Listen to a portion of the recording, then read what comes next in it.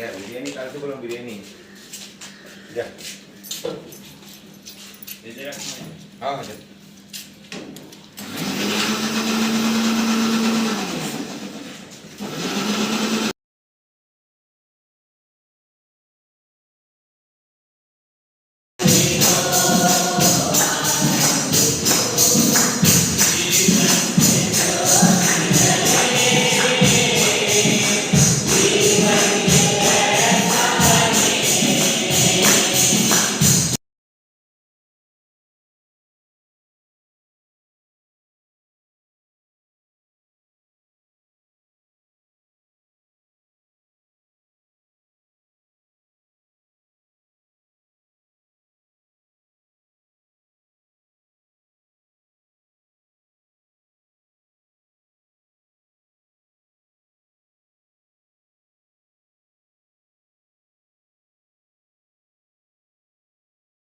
तुरंत उसने देखा कि एक बुजुर्ग व्यक्ति उससे मिलने के लिए चला आ रहा है and he wanted to know what this old man will say to him. और वो चाहता था कि वो सुने उन बातों को जिसे कहने के लिए वो उसके पास आ रहा था। So he thought probably he will bless him and greet him and send him to walk.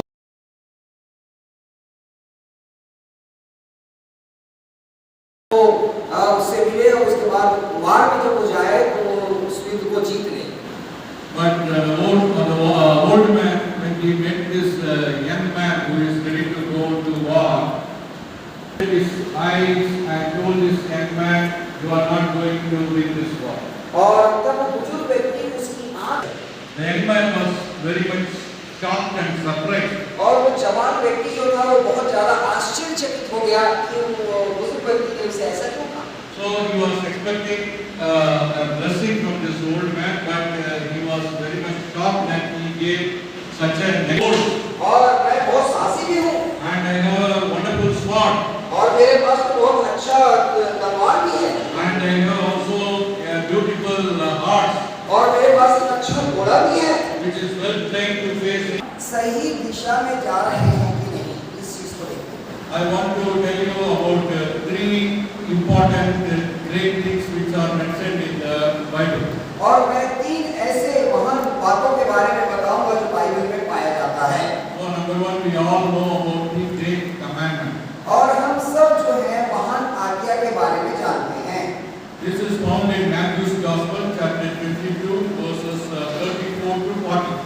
और मत्ती रचित सुसमाचार उसके 22 अध्याय में वो पाया जाता है, 22 अध्याय में।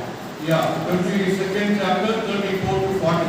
और 34 से 40 के बीच में। So probably most of us would have preached from this passage. और मैं आशा करता हूँ आप में से बहुत सारे लोगों ने इसमें से प्रचार भी किया होगा, It is very familiar passage. क्योंकि ये बहुत विख्यात एक आयत है। So one or two highlights I would like to bring before you from this passage. केवल एक और दो चीजों को इस पद्यांश से मैं आपके समक्ष लाना चाहता हूँ। So the expert of the law, he came and asked Jesus this question. और एक व्यवस्थापक यीशु के पास आता है और पूछता है यीशु मसीह से, Which is the greatest commandment of the law? व्यवस्था की कौन सी आज्ञा बड़ी है? Probably the similar passages are found in the Gospel of Mark and also Gospel of Luke. और इसी प्रकार का सेम घटना जो है हम मरकुस और लूका में भी पाते हैं। So he is asking only one commandment in a singular way. He is asking which is the greatest commandment. और एक वचन में वो उत्तर को चाह रहा था और उसने इसलिए पूछा कि कौन सी आज्ञा सबसे बड़ी है भाई। So Jesus replied him like this. और यीशु मसीह ने उसका प्रत्युत्तर इस रीति से दिया, Love the Lord God with all your heart, with all your soul and with all your mind. तू परमेश्वर अपने प्रभु से अपने सारे मन और अपने सारे प्राण और अपनी सारी बुद्धि के साथ प्रेम रख। And in the other passage, I think in Mark or Luke, it is also added with all your strength. और मरकुस और लूका में एक और बात जोड़ दिया गया है कि अपनी सारी शक्ति के साथ प्रेम। And we could have stopped like that.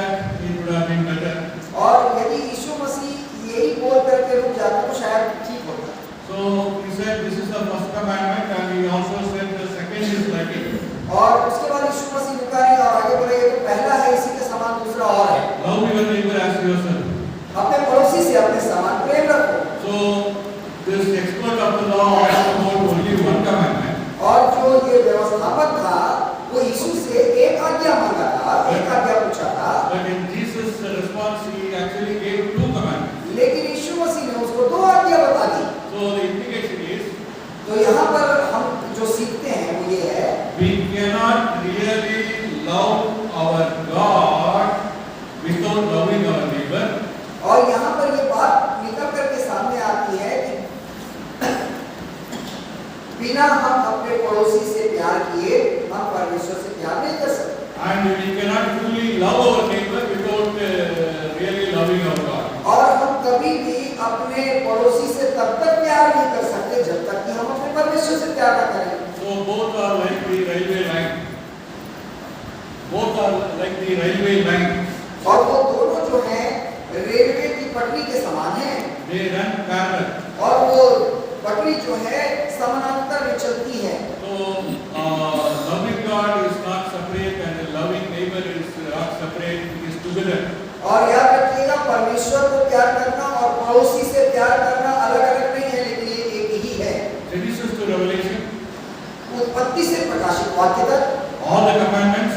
जितनी भी आज्ञाएं हैं All the philosophies. और जितनी भी मनोवैज्ञानिक शिक्षाएं हैं All the doctrines.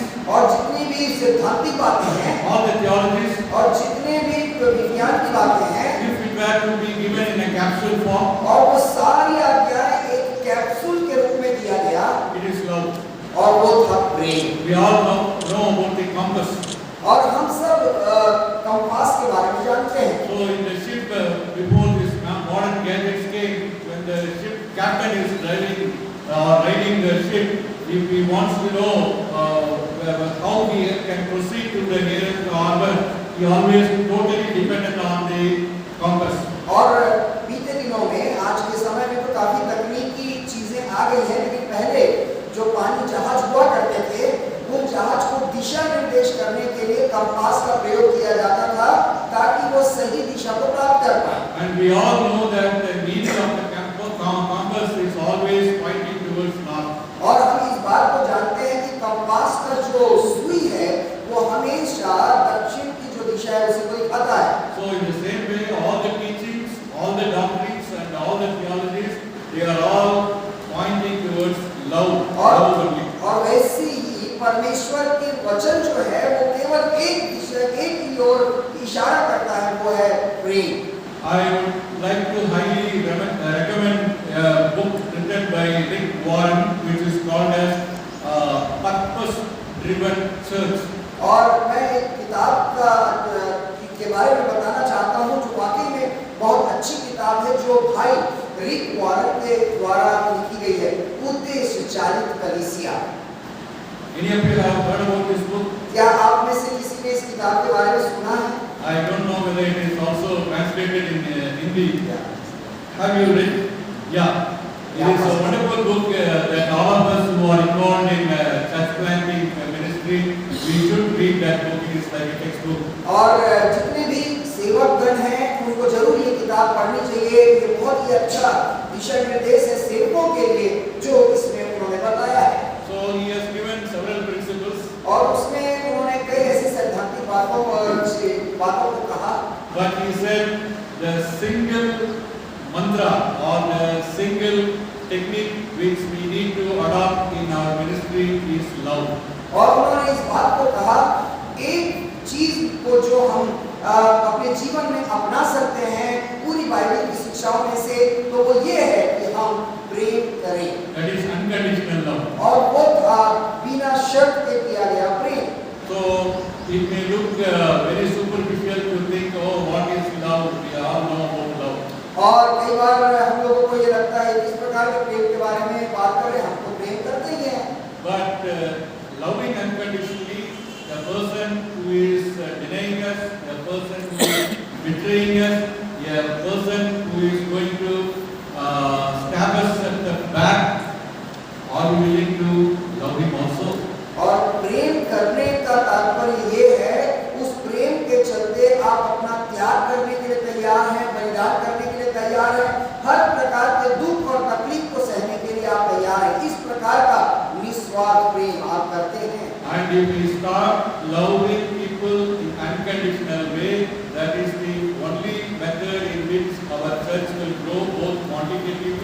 and also qualitative. और जब हम लोगों से बिना शर्त के वाला प्रेम करेंगे तो हमारी कलीसिया जो है वो लगातार बढ़ती ही चली जाएगी। It is said that people learn more by seeing than by hearing. और ऐसा कहा जाता है कि लोग देखने से ज्यादा सीखते हैं बनिस्बत सुनने की। So we all are satisfied that as long as we give fiery messages, people will be convinced, people will be touched, and people will be transformed. और कई बार हम लोग सोचते हैं कि प्रभावशाली संदेश देने के द्वारा ही लोग बदल जाएंगे और उनके जीवन में परिवर्तन आ जाएगा। So there is a popular quotation which goes on like this. और एक विख्यात एक कहावत है जो इस तरीके से जाता है, If you don't practice what you preach, यदि आप जो प्रचार करते हैं उसके अनुसार काम नहीं करते, others will preach what you practice. और तो दूसरे उस प्रचार को करेंगे जो आप किया करते हैं। If you don't practice what you preach, यदि आप जो प्रचार कर रहे हैं वो काम नहीं करते हैं, our church members will go back after the church service, they will start preaching what we are practicing. और चर्च खत्म होने के बाद हमारे विश्वासी उन बातों का प्रचार करना शुरू कर देंगे जो हम कर रहे हैं। So preaching about love for whatever 1 week, 2 months, 3 months is one thing, but demonstrating that love in our life is totally different. याद रखिएगा, प्रेम के बारे में एक हफ्ता, एक महीना शिक्षा देना एक अलग बात है, लेकिन उस प्रेम को जीवन से दिखाना दूसरी बात है। People always look up to the one whose walk measures up to his talk. People always look up to the one whose walk measures up to his talk. That is the way he walks according to the talks he gives. और कई बार लोग उन्हीं को देखते हैं जो उनकी सोच के हिसाब से ही चलता हो। So the first important thing is love. और तो महत्वपूर्ण जो चीज है यहाँ पर प्रेम है, The great commandment. महान आज्ञा। Now let us look into the second one. It is the great commission. और दूसरी ओर के दूसरी महानता के बारे में हम लोग चलेंगे, वो है महान आज्ञा। So the great commission we find in Matthew's Gospel, chapter 28, verses 18 to 20. और उसके बाद उसके लिए हम लोग निकालेंगे मत्ती रचित सुसमाचार जो 28 अध्याय उसका 20 से लेकर के 19 और 20।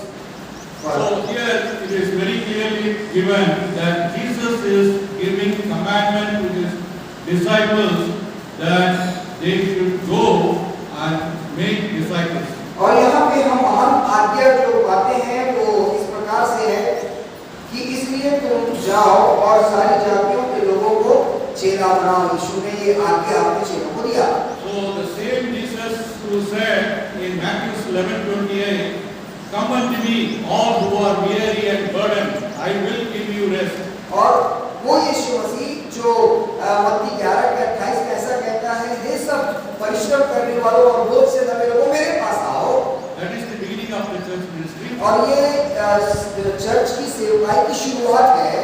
But the growth of the church ministry is लेकिन चर्च की बढ़ोतरी का जो कारण है वो ये है, the same Jesus who said, "Come unto me," now he is telling the people who came to him that go from me and make disciples. और वो यीशु मसीह लोगों को बुला लेने के बाद कहता है कि अब तुम जाने वाले बनो ताकि दूसरों को भी चेला बनाओ। You must have heard about Dietrich Bonhoeffer. He is a great theologian. He has written many books on discipleship, including the book on cost of discipleship. आपने बॉनहोफर के लेखक का शायद किताब पढ़ा होगा या बहुत सारी लेखों को उन्होंने शिष्यता के संबंध में लिखी हैं। He has mentioned that Christianity without discipleship is Christianity without Christ. उसने अपने लेख में ऐसा कहा है, मसीहियत जो है बिना शिष्यता के इस प्रकार का है जैसे कि ऐसी मसीहियत जो बिना मसीह के है। So those who have brought their notebook or paper, please note it down. It's a wonderful and important quotation. Christianity without discipleship is Christianity without Christ. और जो लोग नोट्स लेकर के आए हैं कृपया इस सेंटेंस को जरूर लिख लें ताकि ये आपको ध्यान में रहे। मसीहियत बिना शिष्यता के उस प्रकार का है जैसे कि मसीह बिना मसीही होना। So can we imagine a Christianity without Christ? क्या आप कल्पना कर सकते हैं मसीह बिना मसीहियत को? All of you will say, no, no, no, it is impossible. आप सब कहेंगे नहीं ये संभव नहीं है। But if we I were to ask you that can we have a Christianity without the discipleship, I think half of us will say maybe it is possible. और यदि मैं आपको दूसरी बात पूछूं क्या बिना शिष्यता के मसीही हो सकते हैं तो शायद आधा लोग ये मान पाएंगे कि हाँ ऐसा हो सकता है। Now turn with me to Acts of the Apostles chapter 11 verse 26. और प्रेरितों के काम 11 उसका 26 हम लोग पढ़ेंगे। So here we find in Acts chapter 11 verse 25, Barnabas went to Tarsus to look for Saul, and when he found Saul, he brought him to Antioch. So for a whole year, Barnabas and Saul met with the church and taught great numbers of people. और 25 पद से मैं पढ़ रहा हूँ 11 प्रेरितों के काम 11 का 25 यहाँ से लिखा है। वो वहाँ पहुँचकर और परमेश्वर के अंतर को लेकर आनंदित हुआ और सबको उपदेश दिया कि तन मन से प्रभु से लिपटे रहो। वह शाऊल को ढूंढने के लिए तरसुस को चला गया और जब वह उसे मिला तो उसे अन्ताकिया लाया और ऐसा हुआ कि वे 1 वर्ष तक कलीसिया के साथ मिलते और बहुत लोगों को उपदेश देते रहे। So they taught great number of people for the whole year.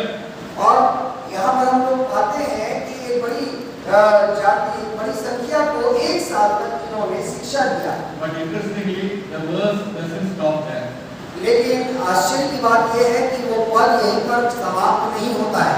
And it is like the conclusion or the highlight or it is the punchword which says the disciples were called Christians first at Antioch. और आगे एक ऐसा sentence को वाक्य को हम पाते हैं जो हमें उत्तेजित करता है और आश्चर्यचकित करता है। वो ये है कि आगे पद ऐसा कहता है और चेले सबसे पहले अन्ताकिया ही में मसीह कहलाए।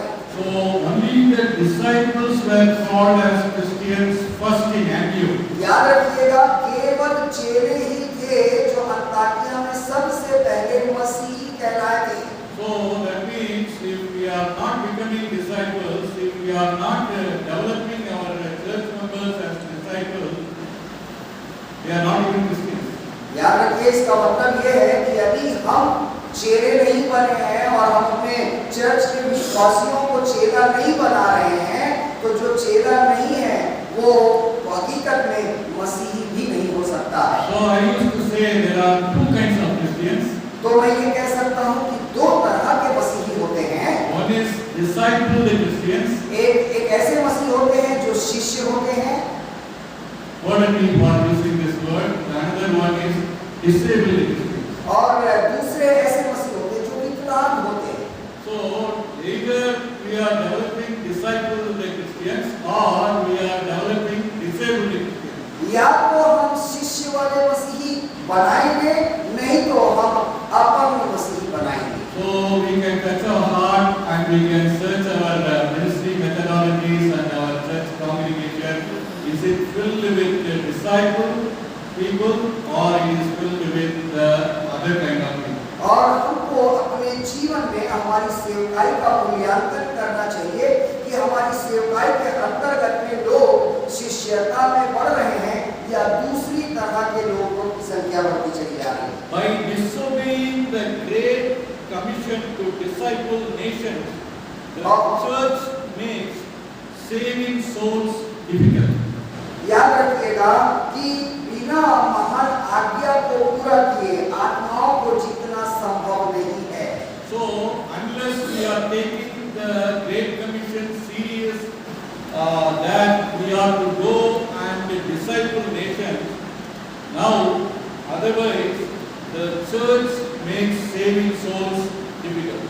और जब तक कलीसिया इस बात की गंभीरता को नहीं समझेगी कि हमें लोगों को चेला बनाना है, पूरे जगत में जाकर के इस काम को जो महान आज्ञा के रूप में यीशु ने दिया है इसके प्रति गंभीर नहीं होगी, तो याद रखिए कलीसिया की बढ़ोतरी और कलीसिया का ग्रोथ का उन्नति जो है वो संभव नहीं हो सकता। So in the first section we have seen about the great commandment, which is to love God and love our neighbors. और पहले अंतराल में हमने क्या देखा कि परमेश्वर से बहुत अधिक हमको प्यार करने की जरूरत है। In the second section we are considering about the great commission, which is to make disciples. और दूसरे भाग में हम क्या देख रहे हैं, पर प्रभु यीशु मसीह के द्वारा दिया गया महान आज्ञा जो हमें पालन करना है। Before proceeding to the third section, which is about the great commitment, which is found in Romans Gospel chapter 12 verses 1 and 2, let us not turn to that now. और तीसरा जो है वो एक और महान समर्पण के बारे में बात करता है जो रोमी पुस्तक में है। So you heard about the spiral. और आपने स्पाइरल के बारे में सुना है। So you will find that Jesus had 3 disciples which are very close to him, who are the core of his close relationship. और आप पाएंगे यीशु मसीह की सेवकाई में 3 ऐसे चेले थे जो उसके बहुत नजदीक रहते थे। Then we find about the 12 disciples. और उसके बाद में 12 चेलों का एक झुंड था। We find that after his resurrection, the 12 minus 1 it became 11, and you know that Matthias was added, then it became 12.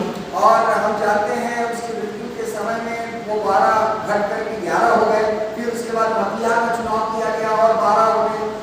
Now we also found that they were all waiting in the upper room, around 120 people. और उसके बाद हम लोग देखते हैं कि 120 लोग property कोठरी में इंतजार कर रहे थे। So you see the spiral from 3 to 12 to 120. और यहाँ पर एक क्रम को देखिएगा 3 से 12, 12 से 120। Now we see when we come to the second chapter of Acts of the Apostles, towards the end when Simon Peter gave a highly message, many people accepted the word of God, and the number stood at 3,000 were added to their number that day. और दूसरे अध्याय में हम लोग देखते हैं कि जब पतरस ने प्रचार किया तो बाइबल कहती है कि 3,000 के लोग लगभग उनमें मिल गए, ऐसा लिखा है। And when we come to the end of the second chapter, we find that in the early church, the community or the fellowship, it grew in number, and it says in conclusion, and the Lord added to their number daily those who were being saved. और वहाँ पर 47 पद में 2 का 47 में ऐसा लिखा है कि और जो उद्धार पाते थे उनको प्रभु प्रतिदिन उनमें मिला देता था, ऐसा। So they were added daily. और प्रतिदिन कलीसिया के साथ लोग जुड़ते चले जा रहे हैं। Not once in a year. केवल साल में एक बार नहीं, Not once in 6 months. केवल 6 महीने में एक बार नहीं, Not once in a month. केवल महीने में एक बार नहीं, Not even once in a week. यहाँ तक कि हफ्ते में एक बार भी नहीं, But daily. लेकिन प्रतिदिन लिखा है। So based on this, we can also evaluate how our churches is growing. और इस मूल्यांकन को हमको अपने जीवन में करना चाहिए कि हमारी कलीसिया का ग्रोथ या बढ़ोतरी जो है वो किस प्रकार से हो रही है। How we are measuring up to that standard. हम कैसे अपने सेवकाई का मूल्यांकन हम करते हैं। When you come to Acts of the Apostles chapter 4, और जब हम लोग 4th अध्याय में आते हैं प्रेरितों के काम का verse 4, उसका 4वां पद में, but many who heard the message believed, and the number of men grew to about 5,000. और यहाँ पर लिखा है परंतु वचन के सुनने वालों में से बहुतों ने विश्वास किया और उनकी गिनती 5,000 पुरुषों के लगभग हो गई। So now we see 3, 12, 120, 3,000, everyday people added, now 5,000. और हम लोग एक क्रम को देखते हैं कि 3 थे, फिर 12 हुए, और उसके बाद 11 के बाद फिर 12 हुए, फिर 120 हुए, 120 के उसके बाद 3000 हुए, 3000 के बाद प्रतिदिन लोग उसमें जुड़ते चले गए और उसके बाद 5000 की भीड़ हो गई। So when you come to the 5th chapter, और जब आप 5वें अध्याय में आते हैं verse 14, और उसका 14वां पद, nevertheless, more and more men and women believed in the Lord and were added to their number. और वहां पर ऐसा लिखा है, विश्वास करने वाले बहुत से पुरुष और स्त्रियां प्रभु की कलीसिया में बड़ी संख्या में मिलते रहे। So far it has been mentioned mainly about the number of people who are added to the church. और अभी तक ये चीजों को बताया गया कि कैसे लोग जो हैं वो कलीसिया में संख्यात्मक रूप से जुड़ते चले जा रहे थे। So it is about the quantity. और ये एक संख्यात्मक उन्नति हो रही थी। But when we come to Acts chapter 6, और जब हम लोग इसी प्रेरितों के काम के 6वें अध्याय में आते हैं verse 1, और उसके पहले वचन को यदि पढ़ें, we suddenly find that in those days when the number of disciples were increasing, और वहां पर हम पाते हैं जबकि चेलों की संख्या, पहला पद से कहता है उन दिनों में जब चेलों की संख्या बहुत बढ़ने लगी, ऐसा लिखा है। so far it has been number of number were increasing, but in 6th chapter onwards you will find that number of disciples were increasing. और यहाँ पर हम लोग देखते हैं 5 अध्याय तक लोगों का संख्यात्मक वृद्धि हो रहा था, सदस्यता के रूप में लोग पढ़ रहे थे, लेकिन 6वें अध्याय में हम लोग देखते हैं कि शिष्यों की संख्या में उन्नति हुई है। So there was a quantitative growth, और यहाँ पर हम देखते हैं कि संख्यात्मक उन्नति हुई है। along with that now we also find there is a qualitative growth. और उसके साथ साथ यहाँ पर उत्तमता में लोगों की वृद्धि हुई है। And we all find in the rest of the Acts of the Apostles it is also becoming a geographical growth. और हम लोग उसके आगे भौगोलिक उन्नति को हम बाइबल में देखते हैं, जैसे हम प्रेरितों के काम में पढ़ते हैं आगे। We are all familiar with Acts chapter 1 verse 8. और हम सब के सब प्रेरितों के काम 1 के 8 से परिचित हैं। When you will receive the power when the Holy Spirit comes on you, and you will be my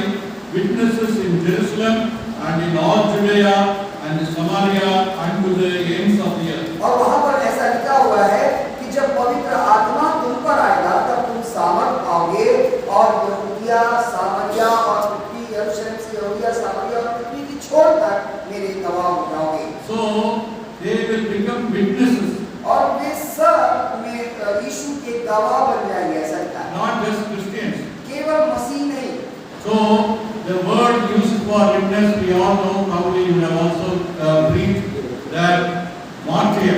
और हम गवाहों को इस प्रकार से परिभाषित किया जाता है, गवाह वो है जो मसीह के लिए शहीद हो जाता है। So witness is someone who is willing to die for the Lord. और वो ही गवाह हो पाता है जो अपनी स्वेच्छा से मसीह के लिए मरने तक के लिए तैयार होता है। So probably it is also referring about the discipleship. और इसी रीति से वो शिष्यता के बारे में भी बात करता है। Incidentally, when we come to the 6th chapter, और जब हम 6वें अध्याय में आते हैं, in the introduction, it is mentioned about increase in the number of disciples. और वहाँ पर हम लोग देखते हैं कि चेलों की संख्या जो बढ़ने लगी। And towards the end of the chapter, in the next chapter, towards the end, we all find that Stephen, who literally became a martyr, he was not only a disciple, he was not only a manager, but he became a martyr. और हम लोग इसी 6वें अध्याय के अंतिम भाग को जब हम पढ़ते हैं तब हम पाते हैं कि स्तिफनुस जो था वो न केवल एक चेला था, न केवल एक मैनेजर था, लेकिन वो स्तिफनुस जो था वो शहीद बन गया। So he was not expert in preaching and teaching like other apostles.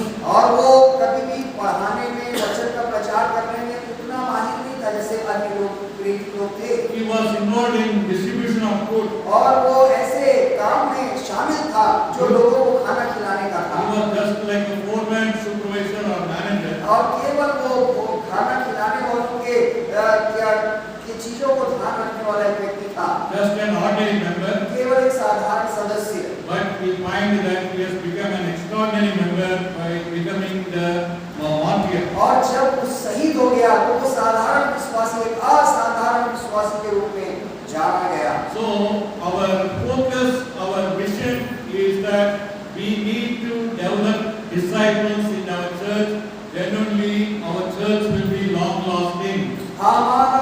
दर्शन ये होना चाहिए कि हम कलीसिया के अंदर लोगों को शिष्यता में बढ़ाएं, तभी हमारी कलीसिया उन्नति कर पाएगी। So we need to graduate from producing just nominal members to producing phenomenal members.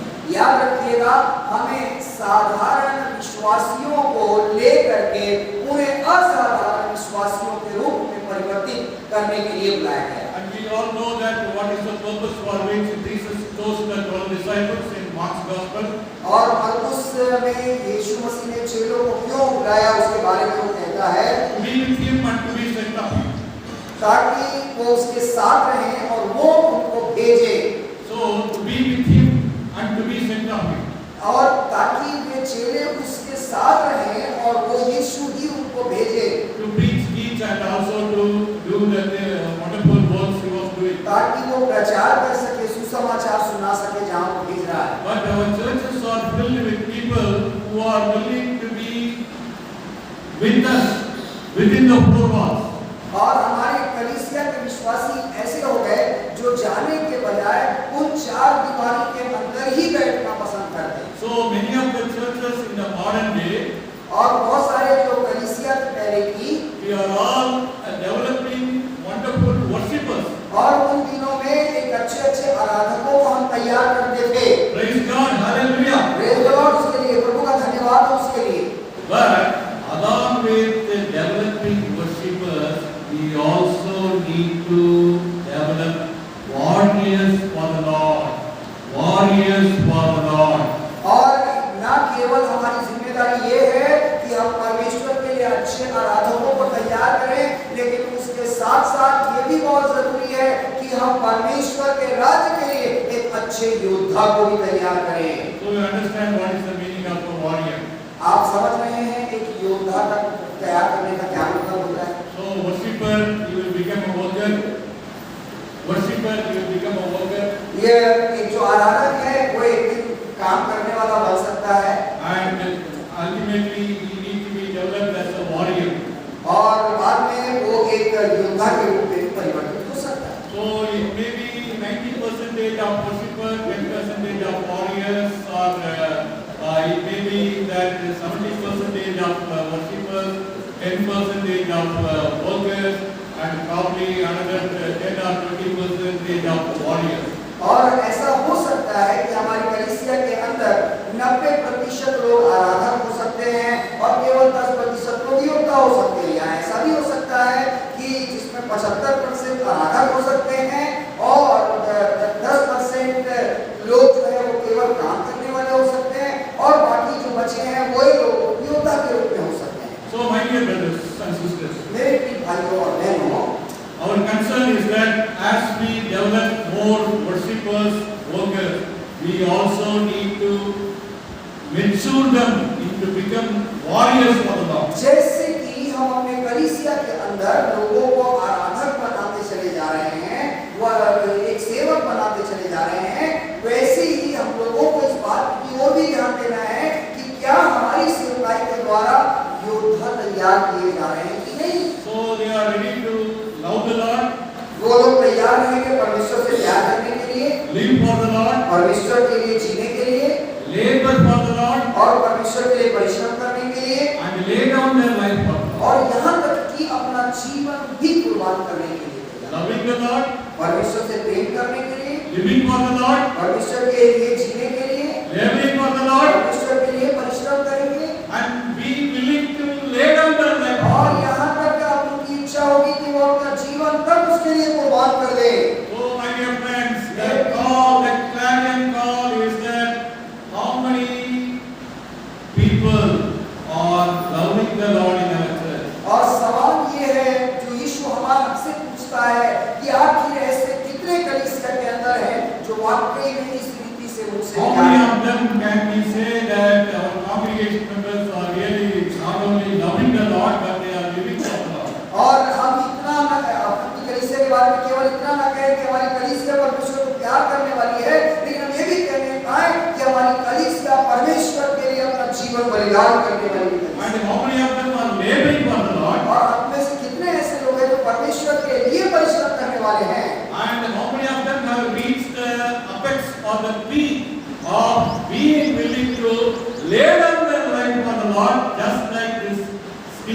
और हमें से ऐसे कितने साधारण विश्वासी बनकर के ऊंचे उठे हैं कि ऊंचाई में जाने के बाद अपने आप को बलिदान तक करने के लिए तैयार हो जाएं, जैसा स्टीफनुस हो गया।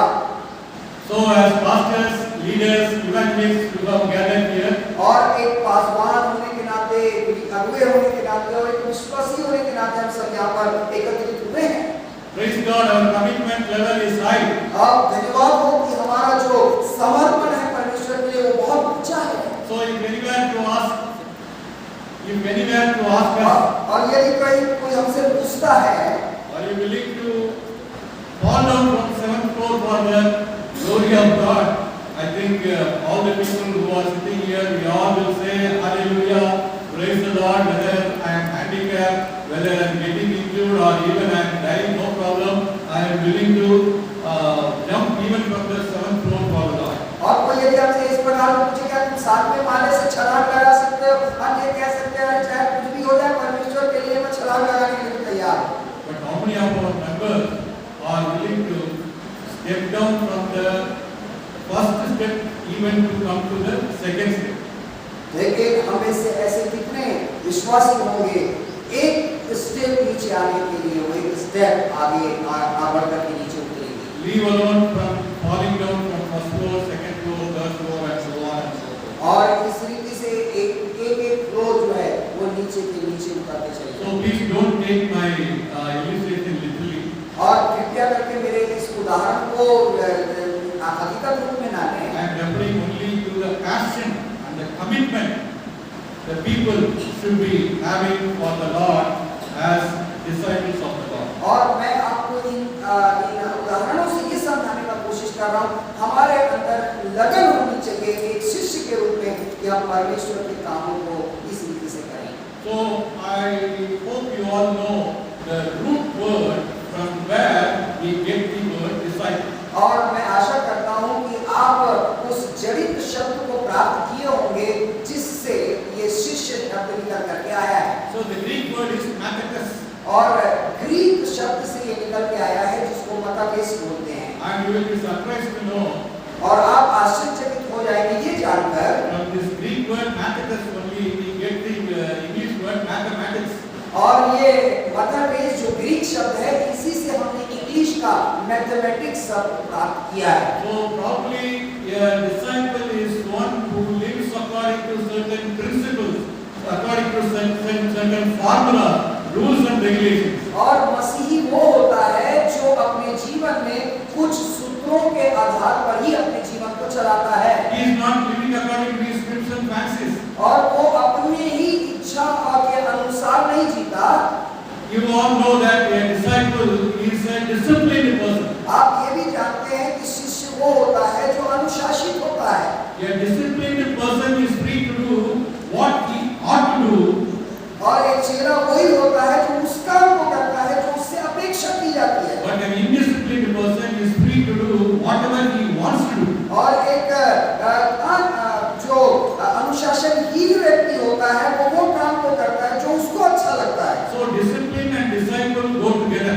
और जो चेलापन है और अनुशासन है दोनों एक साथ चलते हैं। I only imagine that probably the word maths or mathematics, the root word used in Greek to refer to the disciple, maybe Jesus was referring in Luke's Gospel chapter 14 that if any of you should like to follow me, let him count the cost, let him be willing to count the cost whether he is ready to follow my disciple. Count the cost. Probably I don't know whether that is the reason the root word is coming from mathematics.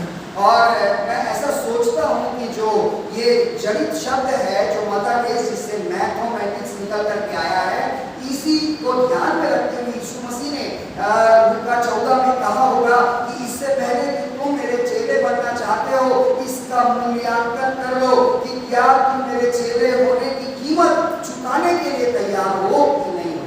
So we all are familiar with the two-wheeler or four-wheeler driving. और हम सब जो गाड़ियों को चलाते हैं two wheeler four wheeler गाड़ियों से परिचित हैं। So when we start driving, they will give us a symbol which is called as L. और जब हम लोग नए नए गाड़ी को सीखते हैं तो एक चिन्ह हमको दिया जाता है L का।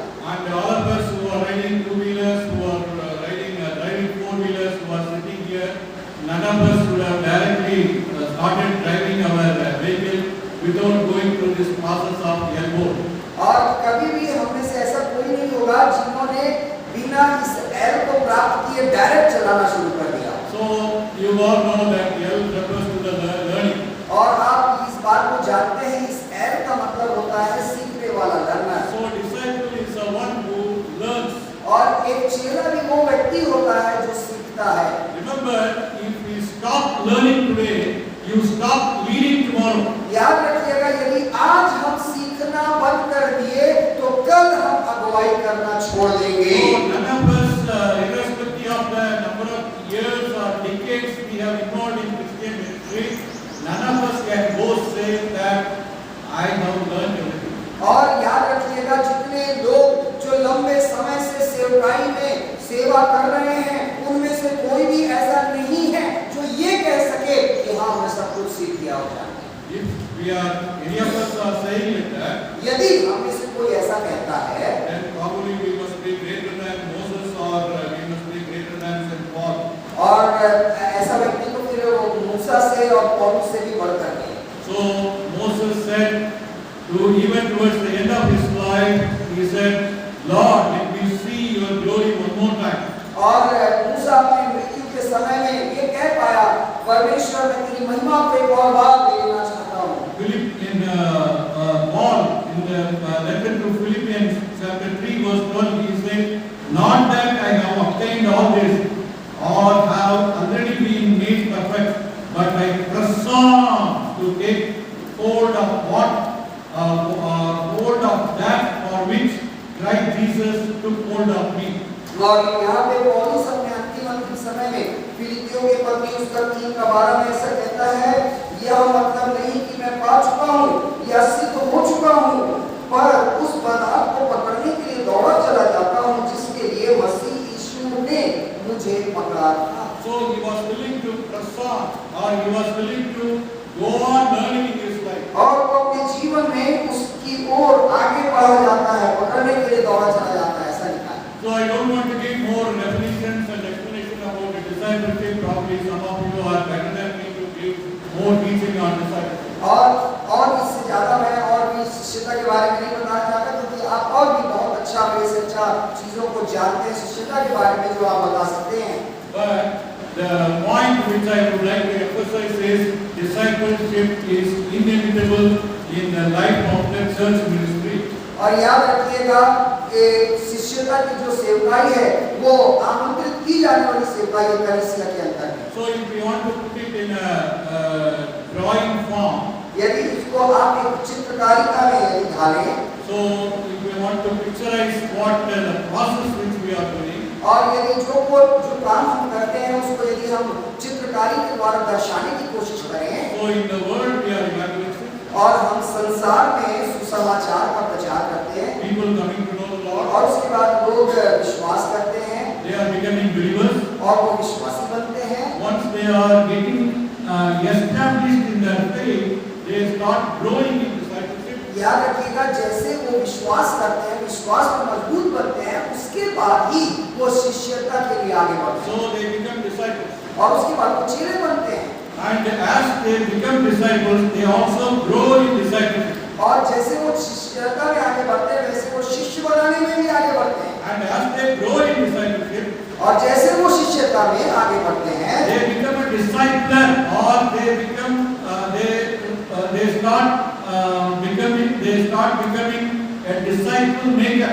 और उसके बाद वो कुछ समय के बाद इस रूप से परिवर्तित हो जाते हैं कि वे खुद दूसरों को चेला में परिवर्तित करने वाले बन जाते हैं, चेला बनाने वाले बन जाते हैं। In 2 Timothy chapter 2 verse 1 and 2, Paul instructs to Timothy saying that be strong in Christ.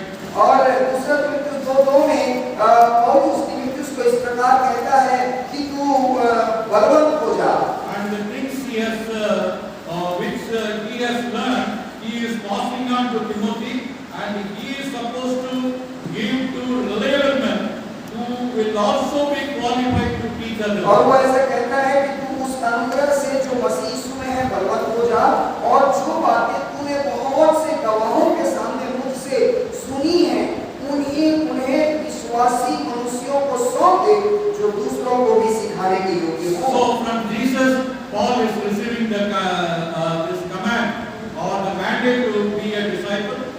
और पौलुस यीशु मसीह से शिष्यता का आज्ञा को प्राप्त कर रहा है He becomes a disciple. और वो खुद चेला बनता है He passes it on to Timothy. और उसके बाद वो उसी दर्शन को तीमुथियुस को देता है So from Timothy it goes to reliable men और उसके बाद तीमुथियुस से विश्वासियों के लोगों who को are willing to, who are capable of teaching others, और जो ऐसे विश्वासियों के लोग हैं जो दूसरों को सिखाने के लिए दर्शन both reaching and teaching others. ताकि वो प्रचार कर सके सिखा सके So we see the relay race of 4 generations. और हम लोग एक रिले रेस को देखते हैं जो एक के बाद एक चल रही है My dear friends, मेरे प्रिय मित्रों our ministry हमारी सेवकाई should, हमारी our church ministry should हमारी जो कलीसिया की सेवकाई है outlive our life. Outlive our lifetime.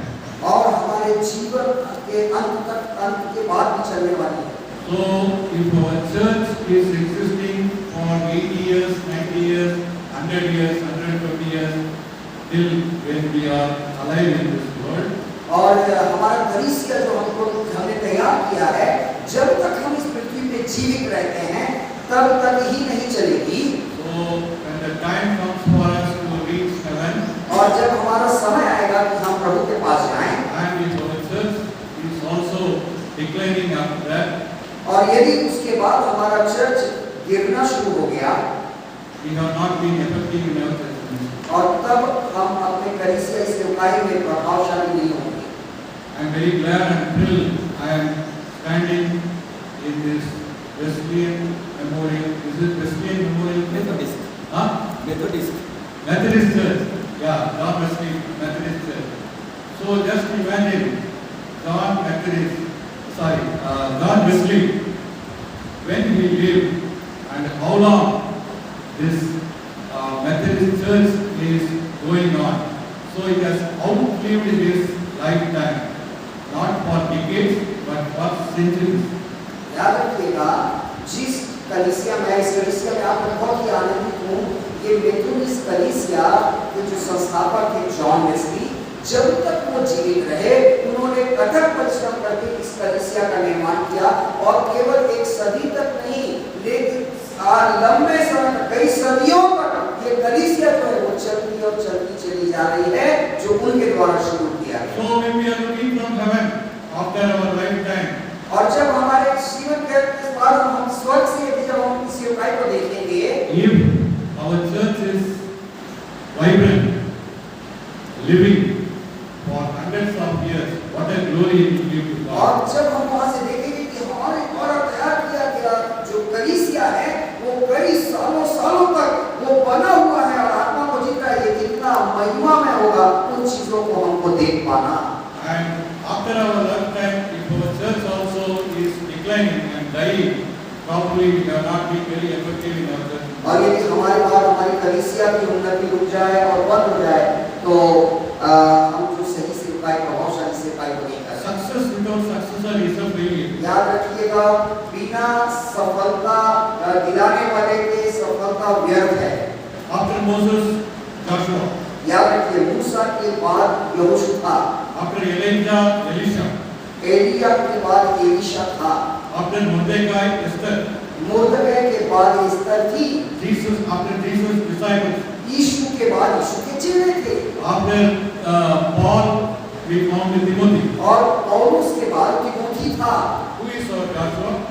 कौन है हमारा यहोशू? Who is our Timothy? कौन है हमारा तीमुथियुस? Who is our Esther? कौन है हमारी Esther? I want to leave this question to you. और ये प्रश्न को मैं आपके पास छोड़ के जाना चाहता हूँ। Finally, the great commandment, the great commission.